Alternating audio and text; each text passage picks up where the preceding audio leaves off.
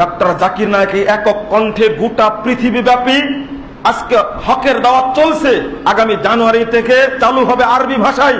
Doctor Zakir Naik এবার আরবি ভাষায় কথা বলবেন। আগে ইনশাল্লাহ জানতে পারবেন আপনারা, চলছে সব জায়গাতে। আর ওই লোকটিকে আজকে কণ্ঠরুদ্ধ করার জন্য চেষ্টা চালাচ্ছে ওই ইন্ডিয়ার শ্রী শ্রী রবিশঙ্কর। আর বাংলাদেশের মুসলমানরা শ্রী শ্রী রবিশঙ্কর বন্ধ করে দিয়েছে, পিস কনফারেন্স বন্ধ করে দিয়েছে। ইন্ডিয়ার পিস কনফারেন্স হয় না শ্রী শ্রী রবিশঙ্করের সাথে। আর আমাদের দেশে যারা জাকির নায়েকের কণ্ঠরোধ করতে চাতে, এই উভয়ের মধ্যে কোনো পার্থক্য আছে? কি পার্থক্য থাকলো? আমি বলি, জাকির নায়েককে জুকার নায়েক বলে গালি দেন।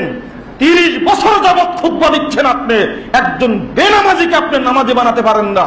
আর জাকির নায়েকের নিজ চোখে দেখা, গত এপ্রিলে 19 তারিখে দুবাই কনফারেন্সে উপস্থিত থেকে দেখলাম মাত্র 3 মিনিটে, 4 মিনিটে, 5 মিনিটে একজন ইহুদি ইসলাম গ্রহণ করছে, একজন হিন্দু ইসলাম গ্রহণ করছে। এক বিস্ময়কর প্রতিভা হবে ডাক্তার জাকির নায়েক।